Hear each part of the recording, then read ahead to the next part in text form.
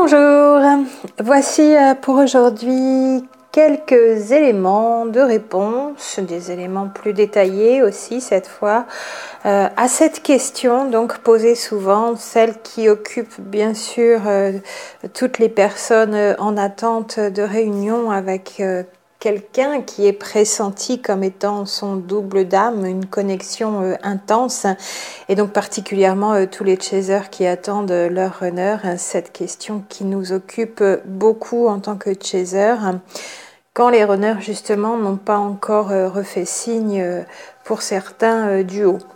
Alors je reprends là les quelques éléments qui vous donneront tout d'abord une orientation afin que vous puissiez vous-même avoir la réponse qui correspond au type de relation et à ces enjeux dans lesquels vous êtes, bien sûr.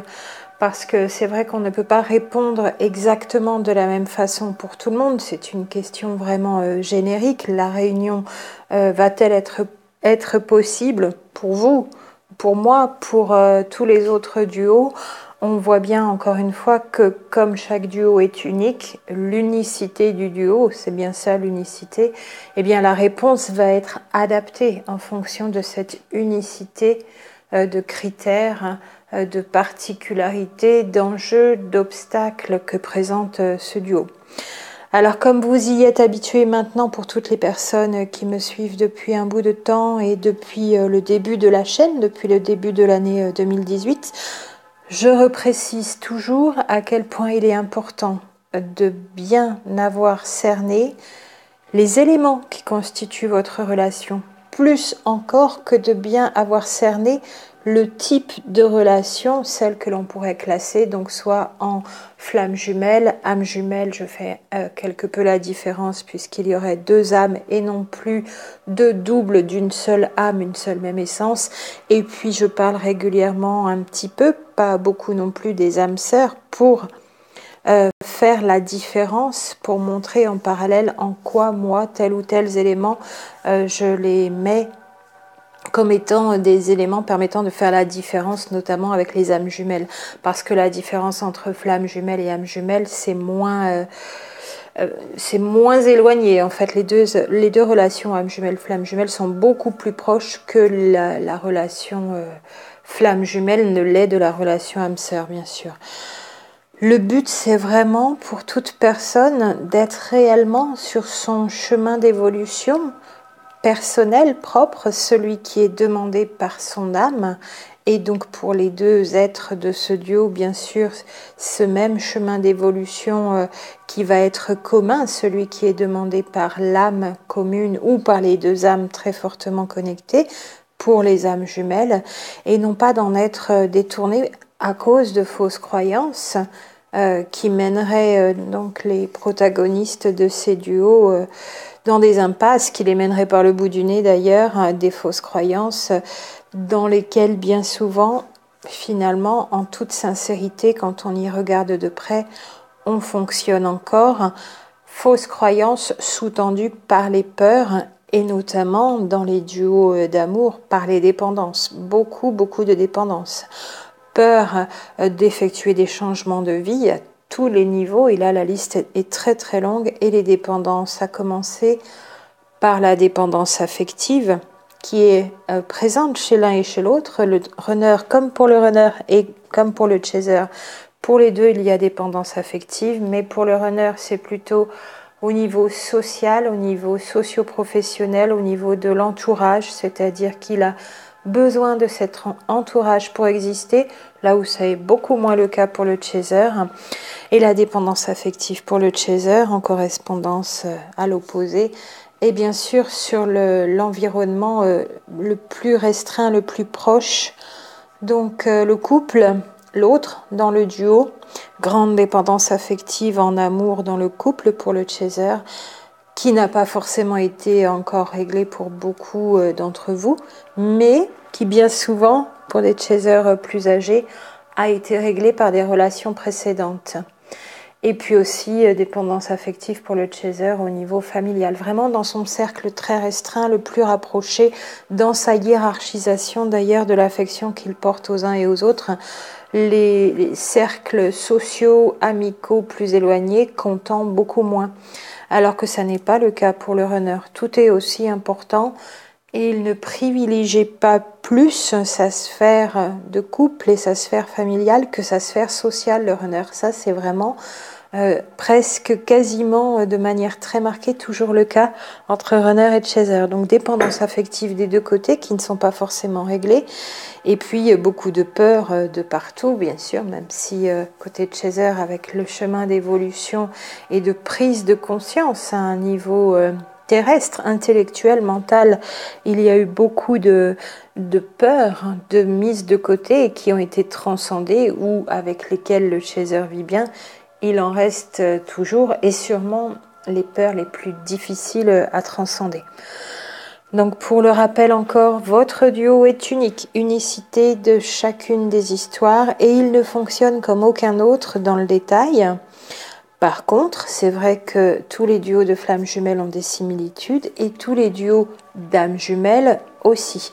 Les âmes sœurs, c'est un petit peu en retrait puisque pour moi, les âmes sœurs, elles réussissent à vivre ensemble, elles restent ensemble, de fait, elles ne sont pas séparées.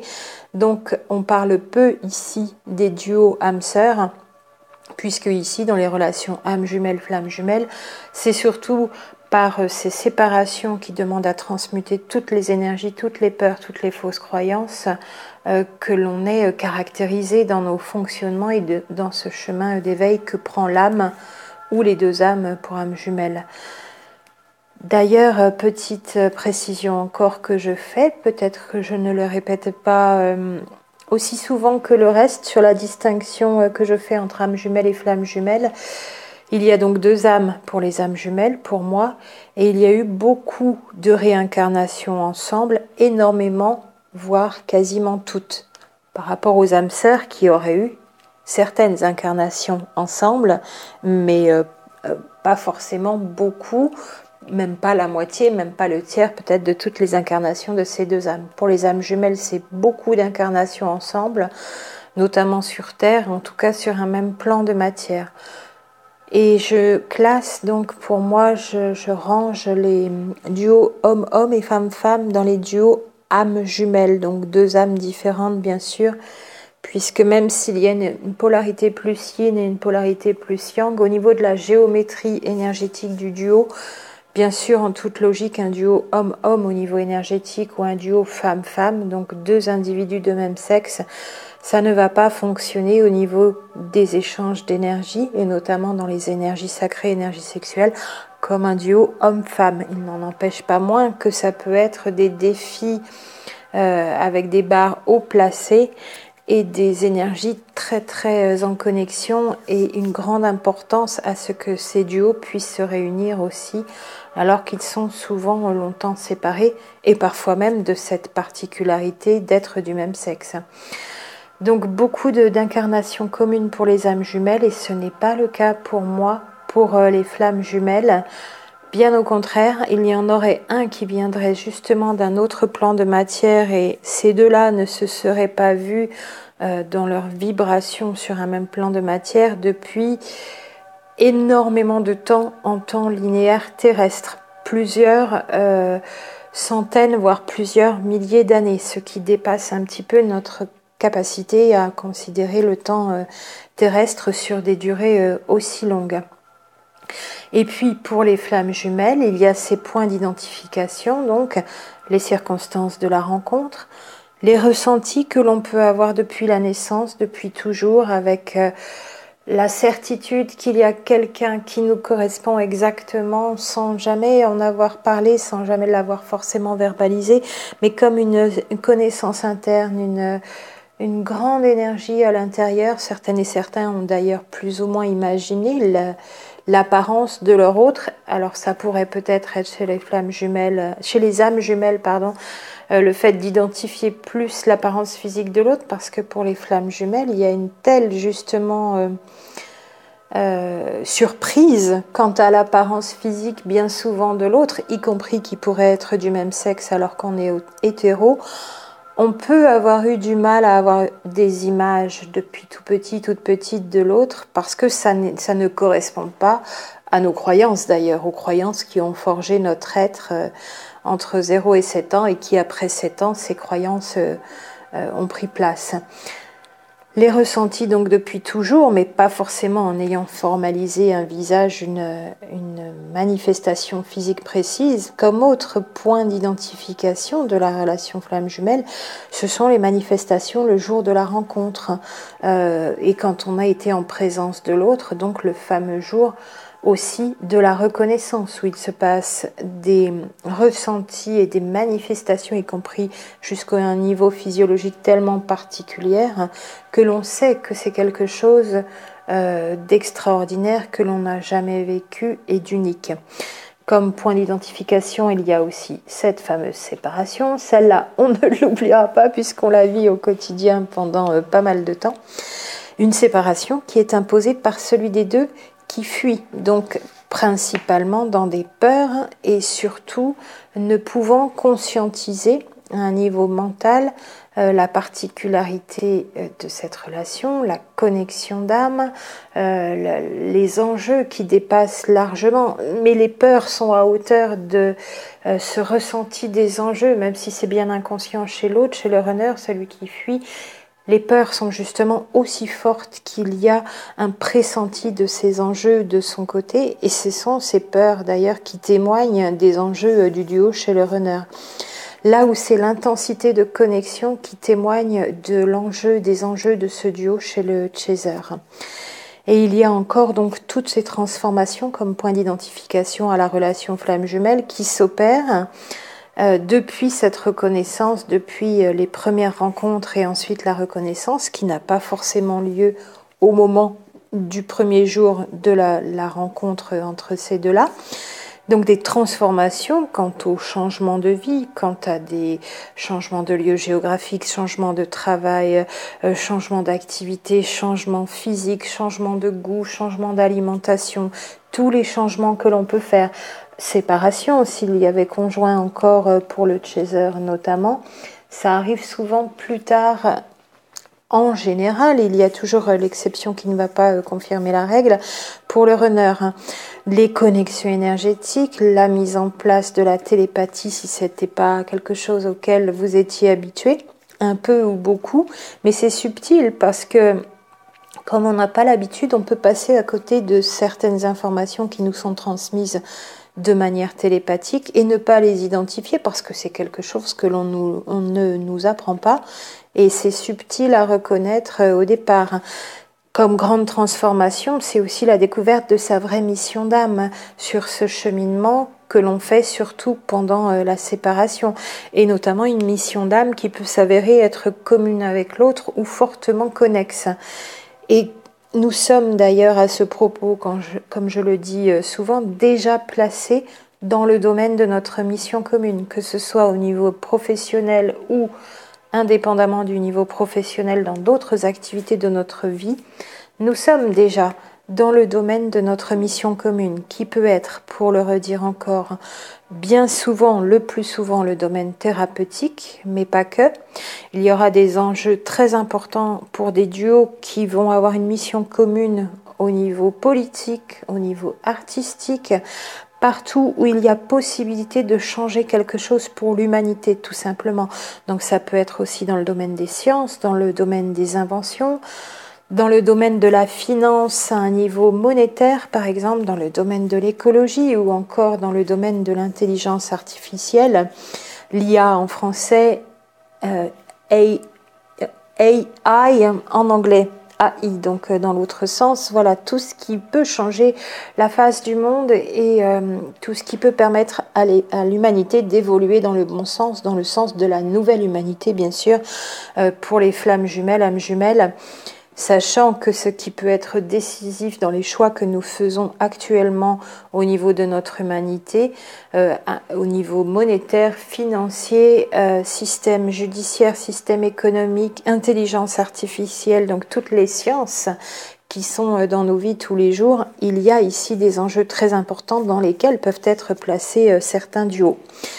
Et puis, encore pour finir, pour la relation flamme jumelle et pour l'identifier, en plus de ces particularités qui n'existent que très peu pour les âmes sœurs, il n'y a pas toutes ces particularités de reconnexion, il n'y a pas ces manifestations en connexion énergétique à distance. Il y a des missions pour l'un et pour l'autre qui peuvent s'entraider l'une l'autre dans les duos âmes-sœurs, mais on n'est pas au même niveau d'enjeu pour moi. Et il n'y a rien de moins bien et rien de meilleur, toujours pour le repréciser, pas de jugement de valeur à chaque fois que je le dis comme ça. Et la relation flamme jumelle, il y a vraiment aussi ce point d'identification qui pour moi est un point important, toujours présent. Ce sont les obstacles, des obstacles majeurs comme on ne trouve dans aucun autre duo. Et il y en a un ou plusieurs. Il y en a certains qui sont cités moins souvent que d'habitude. D'ailleurs, je les mettrai en fin de liste. Mais tous ces obstacles donc sont la grande différence d'âge, la langue, la différence de langue, la différence de culture, la distance géographique assez prononcée pour certains duos, les croyances, qu'elles soient religieuses ou idéologiques, ça revient au même aujourd'hui. Parfois, ce sont les croyances idéologiques qui éloignent plus deux individus que des croyances religieuses quand ils sont issus de deux religions différentes. Le fait d'être déjà en couple et notamment avec des enfants, et si les enfants sont petits, ça en rajoute encore comme obstacle. Ça, c'est un obstacle auquel beaucoup de duos ont à faire face et ont à transcender, bien sûr. En général, le chaser, bien souvent, sinon est déjà libéré d'une relation. Étant déjà avancé en âge aussi, souvent plus âgé, il est avec des enfants plus grands, alors que le runner, lui, peut être encore dans une relation pleine et des enfants petits et parfois avec une âme sœur qui s'accroche ou une relation toxique où c'est bien difficile de décrocher aussi. Ça, c'est plus souvent le runner, donc qui est encore fort pris par le couple. Beaucoup de chasers sont déjà sortis du couple, sont d'ailleurs célibataires et ont des enfants plus âgés pour les chasers qui ont des enfants. Il y a aussi, j'ai l'impression, beaucoup plus d'âmes sans enfants côté chaser que dans la moyenne de la population. Maintenant, je n'ai vu que 300 témoignages, mais je trouve qu'il y a beaucoup de femmes chasers sans enfants, plus que ce que j'en ai autour de moi dans ma vie depuis toute jeune, où je peux faire ma petite statistique à un niveau personnel. Encore comme obstacle, donc il peut exister cet obstacle du fait que l'un des deux appartient à une famille importante, et souvent, du peu que j'ai vu, parce que je n'ai pas assez de duos bien sûr qui sont dans ce cas-là, mais c'est le runner qui est dans une famille importante ou alors qui a une notoriété, ou même encore plus gros obstacle, qui est célèbre à un niveau national, continental, donc au niveau de l'Europe pour les personnes qui sont en Europe, voire au niveau mondial. Gros obstacle pour le chaser, si c'est bien le runner qui est dans cette situation, parce que lui a une vie sans forcément être de notoriété, avoir une notoriété ou une célébrité. Et ça crée là, en apparence bien sûr, parce que si la connexion d'âme est bien existante, ce sera beaucoup moins évident que ça laisse un obstacle pendant longtemps que ce que l'on pourrait considérer quand on a ce genre de croyances un peu toutes faites, que ça va être très difficile. Ça n'est pas forcément une réalité, le fait que la célébrité ou la notoriété de l'un des deux va rendre impossible cette réunion. Mais ça constitue un des obstacles majeurs, et il peut s'en ajouter d'autres à cette célébrité ou cette notoriété, qui est la distance géographique, la langue et l'âge. Voilà, il y en a qui cumulent effectivement dans les parages. Tout cela, tous ces obstacles sont vraiment caractéristiques de la relation flamme jumelle, donc deux personnes du même sexe alors qu'on est hétéro, au moins pour l'un d'entre eux, voire pour les deux, encore pire. Et puis on parle peu de ces deux que je vous mets en fin de liste, mais il peut y avoir aussi le handicap et l'emprisonnement, le fait que l'un des deux soit en prison. J'ai eu un cas dernièrement en témoignage, non pas en suivi, et c'est vrai que c'est un des gros obstacles qu'on ne cite pas.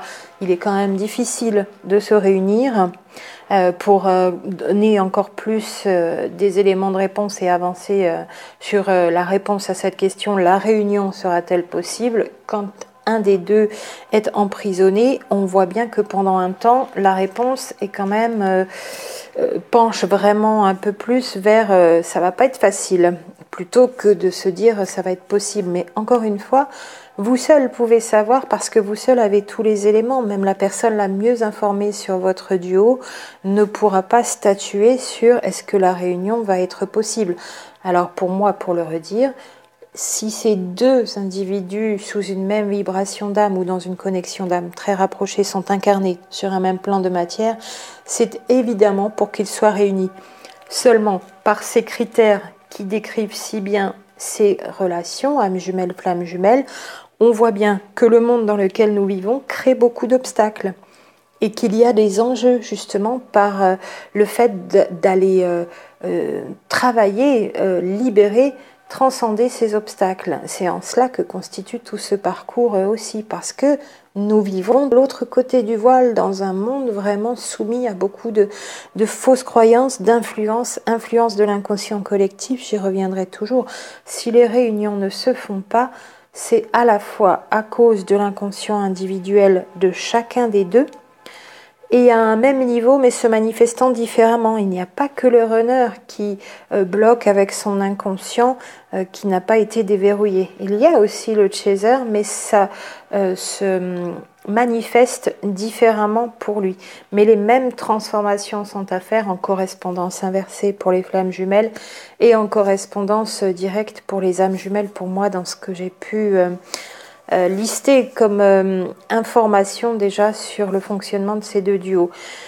On voit donc que entre ces particularités énergétiques, l'environnement dans lequel évoluent ces deux individus formant ce duo, les obstacles qui constituent déjà l'incapacité à être tout de suite ensemble, des incapacités physiques, matérielles, comme la distance géographique, là c'est évident, ou l'emprisonnement.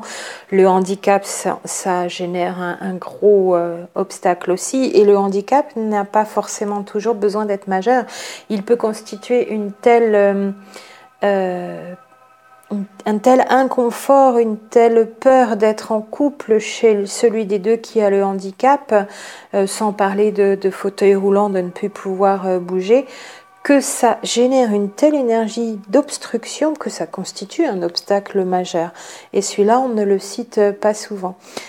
C'est pour ça que je vous redonne cette liste ici à chaque fois, non seulement des points d'identification de ce genre de relation et du fait qu'elle a comme point d'identification au milieu de tous les autres, la présence d'au moins un obstacle majeur comme il existe beaucoup plus rarement dans les autres relations. Et de fait, ces autres relations se font puisqu'il n'y a pas ces obstacles majeurs.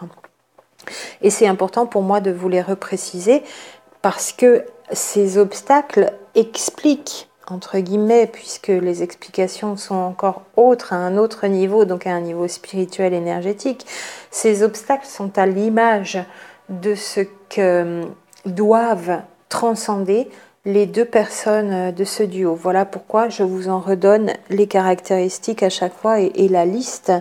Si la réunion est possible pour tous les duos, pour moi, si c'est la raison d'être ici tous les deux sur Terre, elle peut paraître bien compliquée en raison de ces obstacles, du contexte, des circonstances, voire même en apparence paraître impossible pour le commun des mortels, je le dirais comme ça, en fonction de tous ces éléments. Pour vous donner vraiment 3 exemples pour bien illustrer comment on peut répondre selon notre duo à cette question, la réunion sera-t-elle possible? Donc ça va être des exemples fictifs qui constituent finalement un mix d'éléments de ce que j'ai soit en témoignage, soit en suivi. Puis même là, je vais vous donner le premier exemple qui m'a été inspiré par ce film qui s'intitule donc Né un 4 juillet avec Tom Cruise, si vous l'avez vu peut-être, il y a une bonne quinzaine d'années peut-être maintenant, même plus. que j'ai modifié légèrement, voilà, pour vous donner un exemple qui me convienne et qui vous image bien que certains duos vont avoir à transcender des choses quand même pas faciles.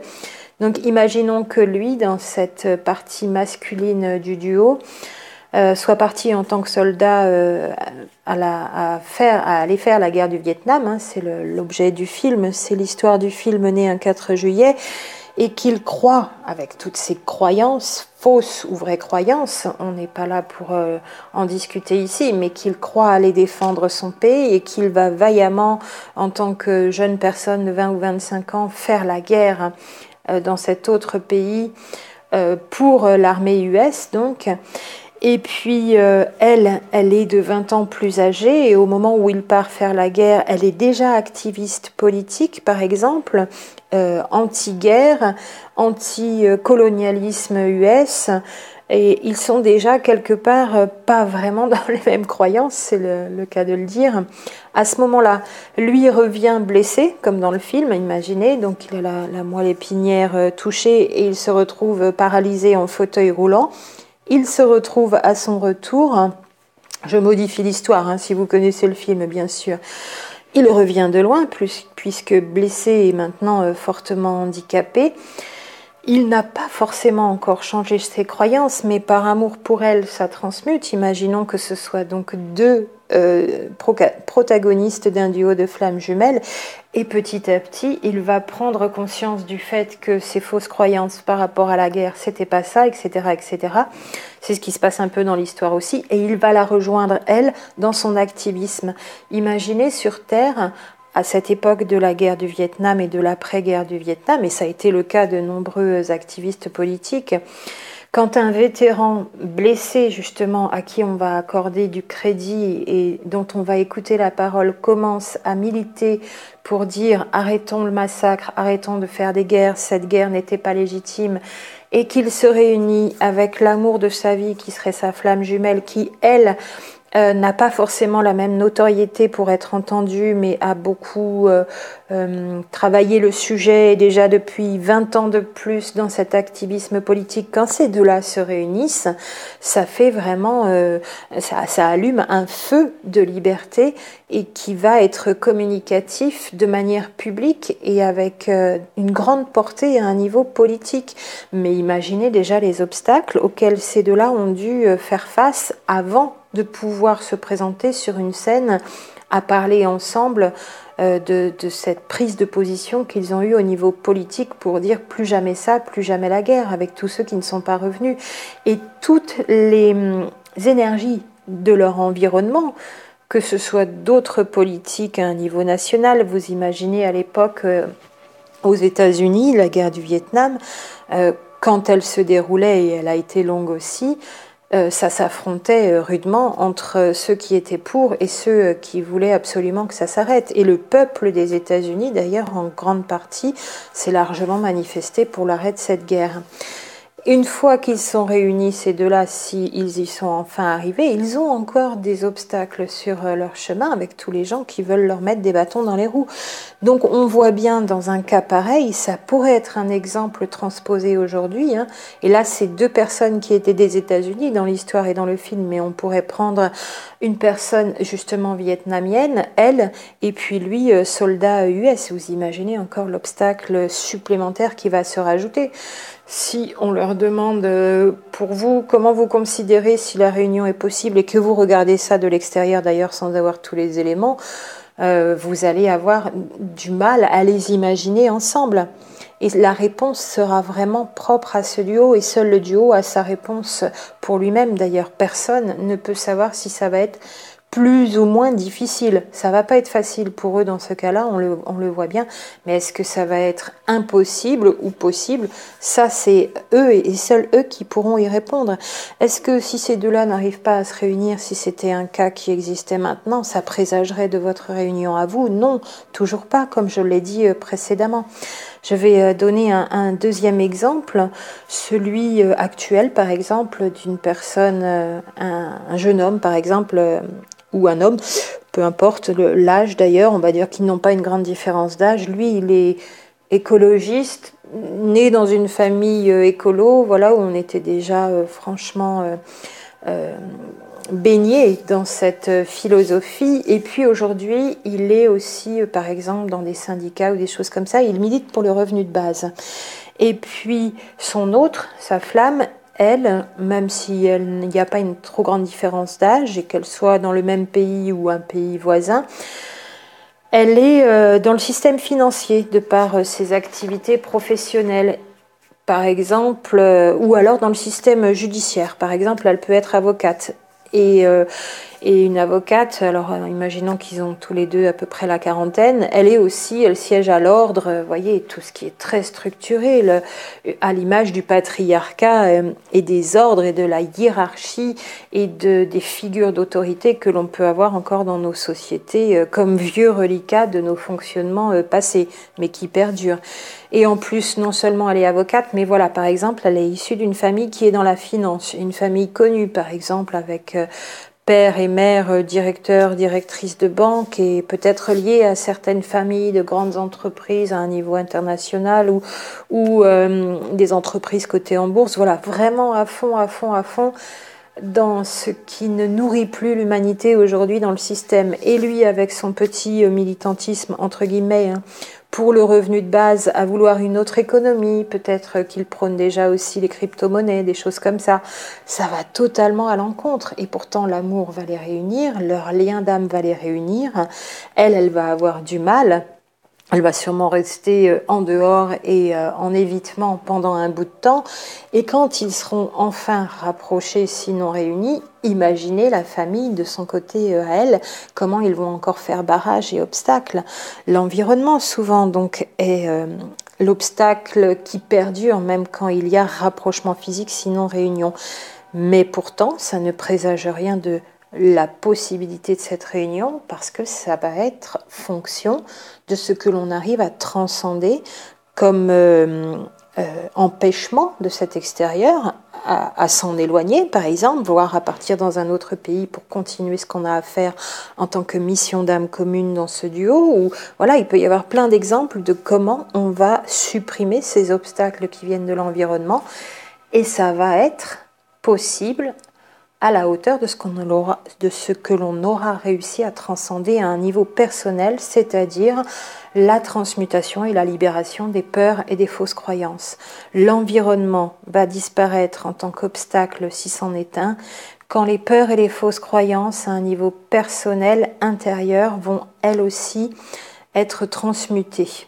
Non pas qu'elles disparaîtront toutes, notamment par rapport aux peurs, mais au moins elles ne feront plus barrage ni obstacle. Les transmutations à l'intérieur présagent de ce qui va pouvoir être annihilé comme obstacle et comme empêchement extérieur. Pour moi, c'est vraiment en correspondance. Et puis, voilà, on pourrait voir que dans ce duo, lui est beaucoup plus éveillé au niveau de sa conscience spirituelle pour aider l'humanité dans sa transition vers un autre monde, cette exacte période dans laquelle nous sommes. Mais elle, par contre, elle a du pouvoir parce qu'elle est bien placée avec toutes ses influences, avec tous ses réseaux pour pouvoir transformer le système de l'intérieur quand elle aura basculé grâce à ses apports à lui de connaissances de comment on met en place la transition. Et voilà que ce duo, une fois réuni, c'est une énergie plus que décuplée du 1 plus 1, on est 2 fois plus fort quand on est ensemble. C'est largement plus décuplé parce qu'elle, à l'intérieur du système, a toutes les positions pour faire changer rapidement les choses et lui, bien informé et déjà militant et complètement imprégné de sa cause depuis tout petit, va pouvoir alimenter en arguments, en conférence, tout ce qu'elle ne sait peut-être pas faire, mais elle lui ouvrira les portes dans certains milieux. Ce serait encore un exemple auquel j'ai pensé. Et puis j'en donne un dernier, un troisième cas, donc un duo femme-femme, donc, où l'une est artiste de cinéma, par exemple, et une artiste connue, pas forcément mondialement connue, mais qui est déjà quand même célèbre, et puis l'autre est dans un tout autre parcours de vie, dans lequel elle a mené aussi son évolution spirituelle, où par exemple, avant, elle a eu plusieurs vies en une, elle a eu beaucoup de métiers, mais aujourd'hui, elle en est venue par ses voyages, par sa méditation, par son passage par des ashrams, voilà, beaucoup de recherches à l'extérieur de cette évolution spirituelle qu'elle a fini par trouver presque complètement à l'intérieur, cette autre femme dans ce duo femme-femme. Et puis aujourd'hui, elle compose des musiques très particulières, par exemple. Si elles arrivent toutes les deux à cette réunion, et imaginons que une des deux puisse accéder donc à cette réunion, parce que le fait que ce soit une personne du même sexe n'est pas un obstacle, mais pour l'autre ça pourrait en être un. On se rajoute un deuxième bel obstacle, et puis on pourrait mettre la distance aussi, en plus de la notoriété et du fait, pour celle qui est dans les milieux du cinéma, de graviter dans des milieux qui ont des fonctionnements beaucoup sur les apparences, beaucoup sur l'extérieur, beaucoup sur le paraître et pas du tout dans l'être, alors que sa flamme de l'autre côté sera complètement dans l'être et complètement dégagée de tout ce qui est paraître. Là, elles ont aussi quelque chose à transmuter et à ajuster l'une par rapport à l'autre. Si elles arrivent dans cette réunion et que l'une met sa notoriété, sa capacité à transmettre des messages par son jeu d'actrice dans le cinéma, et que c'est couplé avec ce que son autre peut faire au niveau musique, on va avoir encore une belle énergie qui va flamber d'un coup quand ces deux-là vont être réunis. Et on a tout un environnement au départ et pendant un temps qui va faire barrage et obstacle, parce que il y a aussi des énergies terrestres qui ne veulent pas que ça devienne beau, joli et évolutif, évolutionnaire pour l'humanité. Et tous ces duos sont là justement pour amener tout ça. Et le fonctionnement, bien ancré le fonctionnement de cette nouvelle humanité dans des nouvelles vibrations terrestres. Et pour le citer aussi, ça peut être tout simplement des duos qui vont se réunir en amour, mais qui ont une telle capacité, donc homme-femme, à générer une troisième énergie qui là typiquement va capter les énergies cosmiques pour les ancrer au centre de la Terre. Ce duo va trouver autant d'obstacles, mais qui vont se manifester différemment que ces trois premiers exemples que je viens de citer, où l'énergie physique ne sera peut-être pas le propre de la mission de ce duo, ce sera plutôt de transformer à un niveau planétaire, humanitaire, l'humanité d'aujourd'hui. Et puis il y a des duos où il n'y aura pas ces soucis d'obstacles, donc de notoriété, de célébrité, de fausses croyances, de familles d'appartenance totalement incompatibles, mais qui auront une telle force à un niveau énergétique pour ancrer cette troisième énergie que ce duo, voilà, va quand même pendant un bon bout de temps ne pas pouvoir s'unir, déjà aussi parce que si c'est bien cela pour ces deux-là, il faut que les corps puissent supporter ces nouvelles vibrations d'une force et d'une puissance encore jamais connues sur Terre pour nos corps de matière terrestre. Et pourtant, ce sera le but de leur âme et le but commun de cette âme commune pour les flammes jumelles. Voilà pour ces exemples, à la fois les critères qui constituent la relation, à la fois les obstacles. Comme vu dans ces trois petits exemples, on pourrait vraiment les détailler et vous verriez ô combien de poser la question à tel ou tel duo, alors vous avez l'air d'avoir cheminé beaucoup et comment ça se fait que vous n'êtes pas encore réunis, vous seriez bien démunis pour pouvoir répondre à leur place ou même vous poser la question à leur place parce que vous n'avez pas tous les éléments qui sont propres à ce duo. On ne peut se poser la question: est-ce que la réunion est possible que pour son propre duo? Quand on va voir ailleurs les autres duos, et c'est vrai que nous sommes toutes et tous là sur Internet pour vous parler de flammes jumelles en vous disant, bon bah voilà, moi ça fait tant de temps que j'ai rencontré mon jumeau, je ne suis toujours pas réunie. Et puis vous avez d'autres thérapeutes qui se sont présentés déjà sur leur chaîne YouTube en étant déjà quasiment réunis. On n'est peut-être pas tout à fait dans les mêmes critères et donc dans les mêmes relations, dans les mêmes critères de définition. En tout cas, ces personnes ont des clés de compréhension pour vous, pour que vous avanciez dans vos duos. Ça, moi, j'en suis certaine. Et même parfois, quand c'est complètement inversé, dévoyé, quelque part, ça sert aussi comme clé pour vous expliquer, par exemple, sur certaines chaînes très précises, sous couvert de flammes jumelles, ce qu'est une relation toxique. Parce qu'en psychologie, par exemple, il y a des indices à certains endroits qui vous définissent tellement bien la relation toxique, la confondant avec la relation flamme jumelle, que finalement elles sont très utiles aussi, ces informations apportées par ces autres personnes. Donc uniquement vous avez la réponse pour votre duo. Vous êtes aussi les seuls à savoir dans quelle relation vous êtes. Vous êtes la seule personne à pouvoir répondre à toutes ces questions. Dans quelle relation suis-je exactement? On est toujours tenté d'avoir la réponse par l'extérieur et d'aller la demander, soit par des voyances, des tirages de cartes. Si jamais la personne se trompe, même si à 99% d'habitude elle ne se trompe pas, mais que c'est pour vous qu'elle se trompe, vous imaginez le chemin inverse dans lequel elle vous envoie.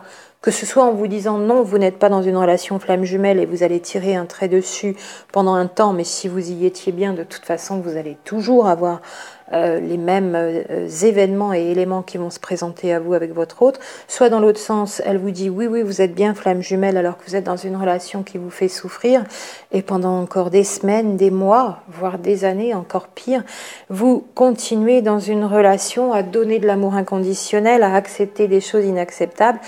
Même si cette personne est d'habitude toujours fiable, une seule fois elle se trompe, c'est pour vous et vous partez pour longtemps dans une impasse. Donc autant quand même avoir encore plus de critères, passer encore plus de temps à glaner des critères, à être dans l'écoute de soi, dans des longues périodes de silence pour recevoir les réponses à ces questions. 1. Dans quelle relation je suis?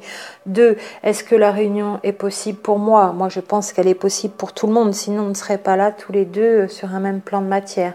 Si on est bien dans une relation âme jumelle, flamme jumelle. 3, est-ce que je vais y arriver? Mais ça, c'est la grande question où il n'y a pas de réponse. Il y a tellement de critères, comme on vient de le voir, et tellement d'obstacles à transcender pour certains duos avec des défis énormes, des enjeux nombreux, la barre très très haut placée, qu'il n'est pas possible de répondre à cette question, même à un niveau personnel. La seule chose que l'on peut faire, c'est développer notre foi et continuer.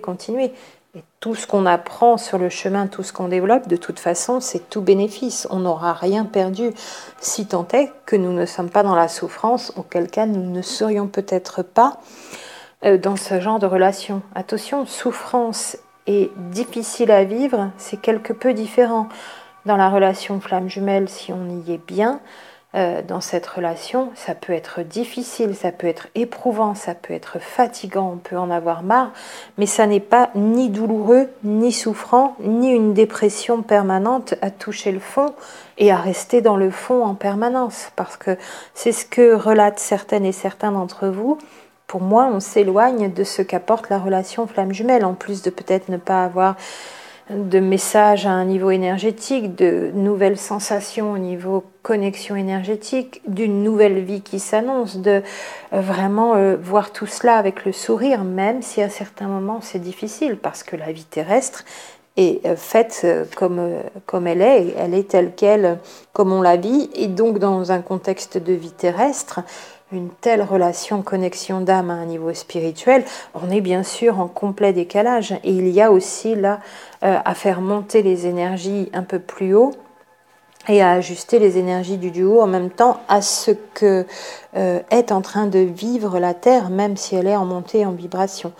Alors sur ce chemin, il peut y avoir bien sûr beaucoup d'embûches à la hauteur des enjeux, en connexion, en relation avec les configurations plus ou moins complexes constituées par les obstacles, donc qui donnent vraiment une idée de ce défi que le duo s'est donné là et qui est fonction de ce qui se passe aussi bien dans les mondes de lumière, dans les énergies de lumière que dans les énergies de l'ombre, et tout ça, ça joue, ça s'affronte, ça, c'est en train de aussi se transmuter, se transformer, et c'est bien de l'autre côté du voile un monde beaucoup plus d'ombre dans lequel on évolue aujourd'hui sur Terre qu'un monde de lumière.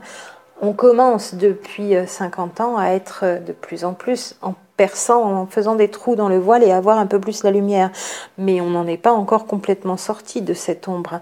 Et c'est cela aussi dans l'énergie de réunion auquel alors non pas on travaille, auquel on s'affaire par la transmutation des peurs, des fausses croyances, des énergies d'obstruction, des environnements qui font obstacle, c'est cela qu'on est en train de faire tous les jours dans ces longues séparations, dans ces duos de flammes jumelles. Et il y a place pour la réunion pour toutes et tous, mais elle aura lieu si et seulement si tout ce qui devait être transmuté, tout ce qui empêche cette réunion, même sans tout pouvoir transmuter, c'est une grande partie de ce qui peut être transmuté, l'est. Et alors la réunion aura lieu pour votre duo, en fonction des éléments et des critères qui caractérisent de manière unique ce duo unique, dans l'unicité de ce duo.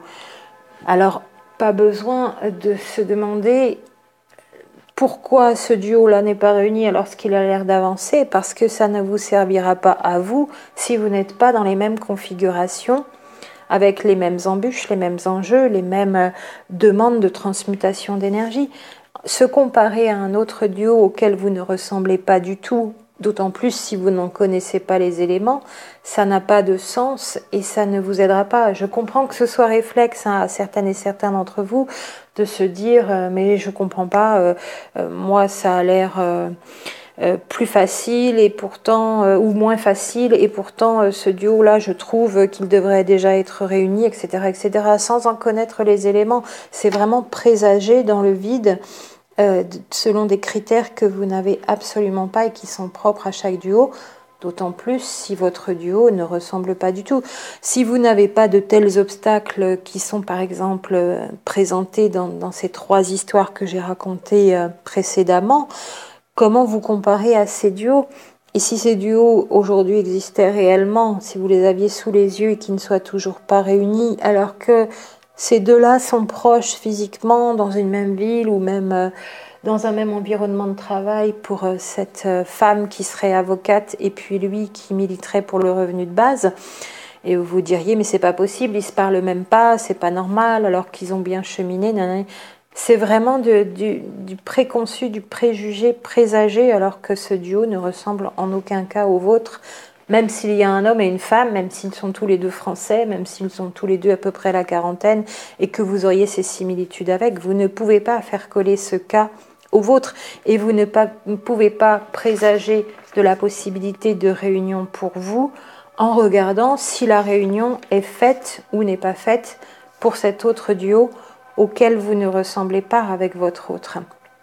Et donc vraiment pour ma part, pour cette deuxième partie de conclusion, donc la première partie c'est bien que selon les critères et les éléments de votre duo, selon le contexte, selon l'environnement, vous pouvez définir quelle est la complexité du défi de votre duo, en plus de savoir à peu près, plus ou moins dans quelle relation vous pouvez vous situer, pour mieux en appréhender le fonctionnement à un niveau énergétique. Pour moi, c'est ça l'utilité de pouvoir se situer dans une relation ou une autre, âme sœur, âme jumelle, flamme jumelle.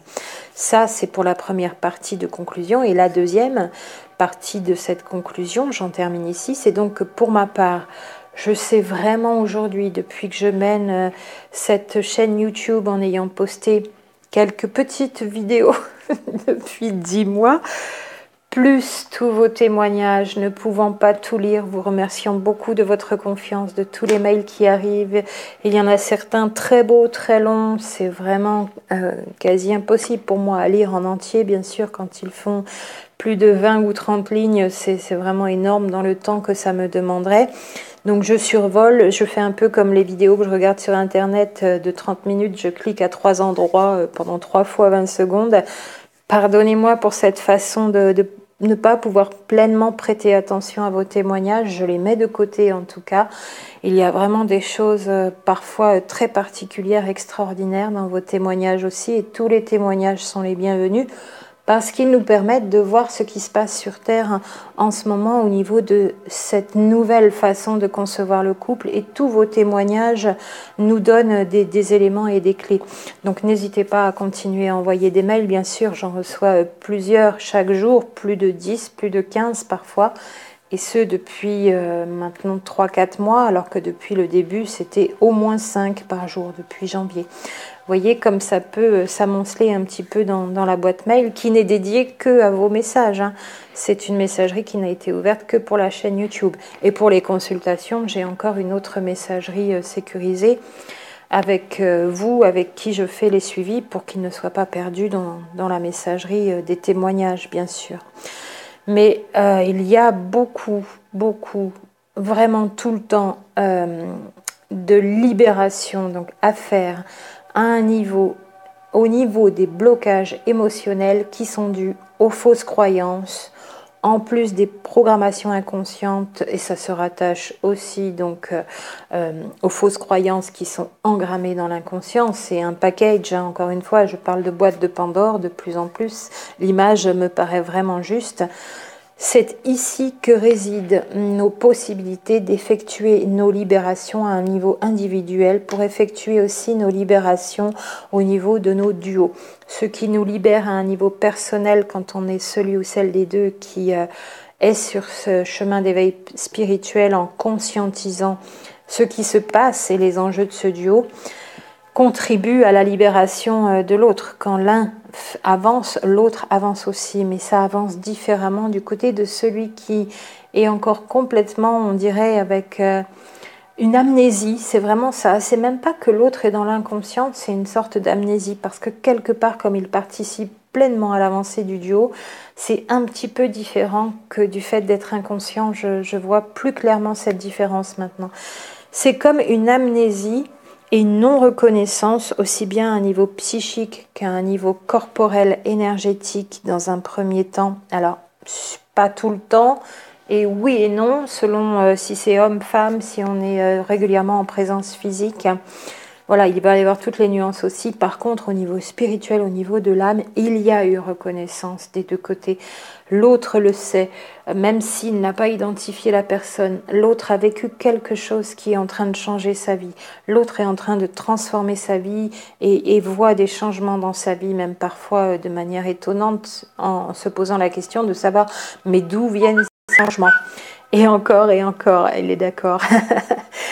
Il y a tout ça qui se passe de l'autre côté aussi. On évolue au même rythme des deux côtés, mais par paliers. On se rejoint parfois, c'est-à-dire on avance d'un côté, pas de l'autre, mais l'autre va avancer et va nous rejoindre au même niveau. Et c'est vraiment à ce niveau des blocages émotionnels que s'opèrent les libérations, les transformations, y compris au niveau du duo. Alors, à chaque fois que nous nous autorisons à être pleinement la personne que nous sommes déjà, sans plus nous obliger à un rôle social ou un rôle familial, et que nous laissons vraiment s'exprimer toute notre créativité, toute notre joie de vivre, tout notre amour, toutes ces belles révélations que nous avons au niveau spirituel, les montrer pleinement au monde et non plus les laisser cacher, et puis toutes les belles qualités que nous avons et que nous développons encore, qualités que nous avons à offrir à ce monde, alors nous construisons ces fameux nouveaux potentiels d'un monde meilleur, d'une vie meilleure pour toute l'humanité. Qui que l'on soit d'ailleurs, mais toutes les personnes avancées sur un chemin d'éveil spirituel ont plus de force à aller incarner toutes ces nouvelles valeurs et toutes ces grandes et belles énergies. Et c'est vraiment le cas pour les flammes jumelles, c'est juste un cran de plus, encore une fois, pas de jugement de valeur avec les personnes qui ne seraient pas sur un chemin d'éveil spirituel. Elles opèrent vraiment, donc les deux jumeaux dans ce duo opèrent vraiment à réunir ce qui était séparé à cause des fausses croyances, et ce de multiples façons, chaque duo avec ses particularités.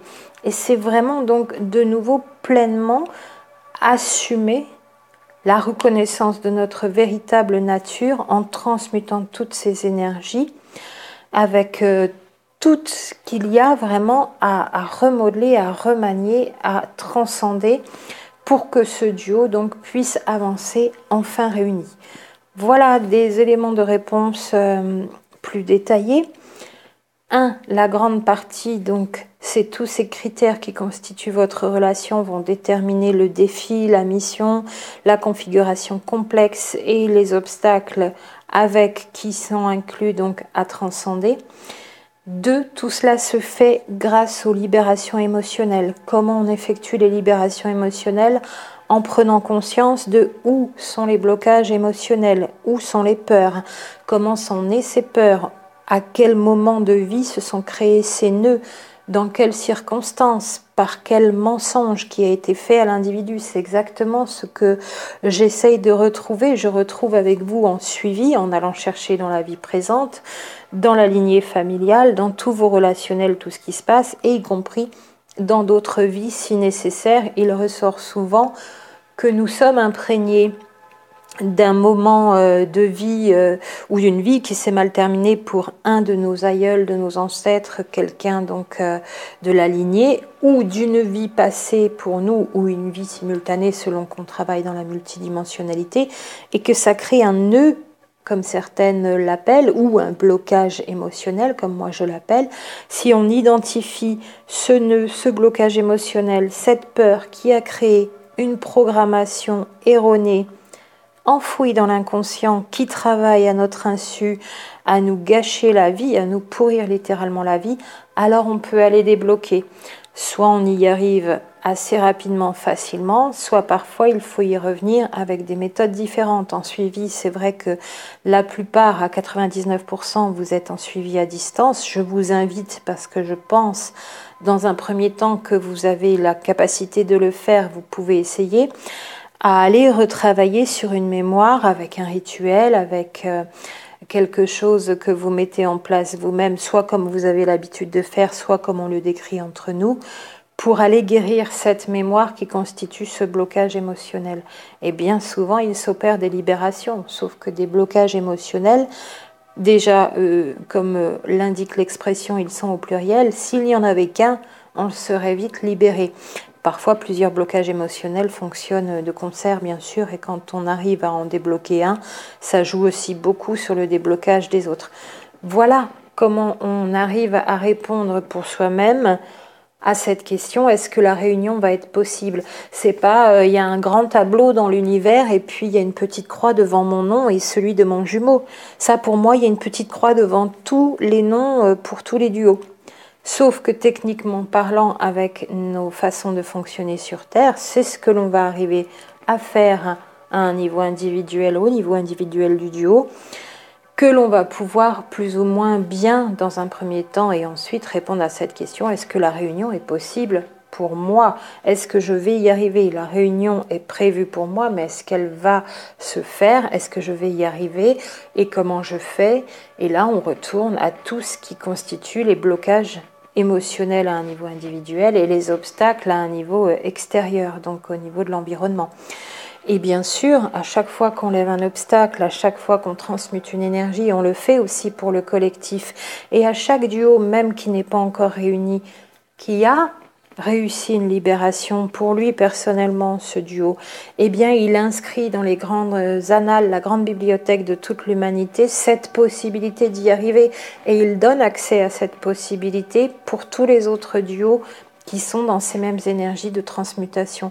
Il y a donc un phénomène d'énergie collective qui nous dit bien, qui nous rappelle que plus de duos ont au moins libéré des blocages émotionnels, sinon sont réunis, plus les autres duos vont y arriver. Donc c'est vrai qu'il y a un entraînement collectif, une aspiration des premiers qui vont y arriver et qui aspirent tous les autres dans leur champ d'énergie derrière. Et à ce propos d'ailleurs, je crois vraiment que les âmes jumelles qui ont plus de facilité à être réunies, parce que deux âmes, sont les éclaireurs, les précurseurs des réunions des flammes jumelles. Pourquoi? Parce que déjà pour moi, et c'est personnel, hein, d'autres ne partageront pas ce point de vue, elles ont vécu de nombreuses vies. Il y a donc ce qu'on appelle le karma, que l'on pourrait nommer de différentes façons et voir avec différents points de vue, mais on va en rester sur la notion habituelle du karma. Ces âmes jumelles, deux âmes différentes, donc qu'elles soient homme-femme ou femme-femme, homme-homme, sont en train de régler des karmas, entre guillemets. Hein. J'aime moins l'expression, mais ce serait plus long à rentrer dans le détail de comment la formuler autrement, et du fait de libérer des mémoires émotionnelles lourdes en réglant ces karmas entre elles et en pouvant se réunir, même si c'est difficile bien souvent d'être ensemble et qu'il y a aussi des séparations plus ou moins longues, elles nettoient à un niveau collectif et global pour l'humanité. Et elles sont des éclaireurs et des précurseurs des réunions des flammes jumelles pour cela, parce qu'elles inscrivent de nouveaux futurs possibles pour ces nouveaux couples, dans ces nouvelles façons de vivre le couple, pour les flammes jumelles qui, elles, ont plus de difficultés à se réunir, ont peut-être des enjeux plus élevés à un niveau planétaire, collectif, mission d'âme, placés dans des endroits stratégiques où si le deuxième qui n'a pas encore basculé, puisque le premier est déjà positionné dans sa mission, quand il va basculer, ça va vraiment faire des changements radicaux, des transformations radicales à un niveau local, à un niveau national, à un niveau d'un continent ou à un niveau planétaire. Et il y a donc ces enjeux encore plus difficiles à atteindre qui sont placés dans ce duo, et les âmes jumelles qui se réunissent sont des bonnes énergies qui sont données comme un carburant aussi, autant que l'amour inconditionnel, aux flammes jumelles qui, elles, ont beaucoup plus de soucis à se réunir. Alors c'est vrai qu'il est dit à certains endroits, pour l'instant sur la toile, que aucun duo de flammes jumelles, réellement flammes jumelles, ne serait réuni aujourd'hui. Est-ce que c'est vrai ou pas? Moi, je suis dans un duo où on est proche physiquement, où la communication a repris de manière différente de ce sur quoi elle s'était arrêtée, où elle avait été très cadrée, très sentencielle, pas vraiment amicale. Aujourd'hui, c'est plutôt, grâce à nos amis d'ailleurs, une communication, mais qui n'est pas non plus extraordinaire, qui a repris. On est sur quelque chose qui s'est transformé et pourtant pas de réunion.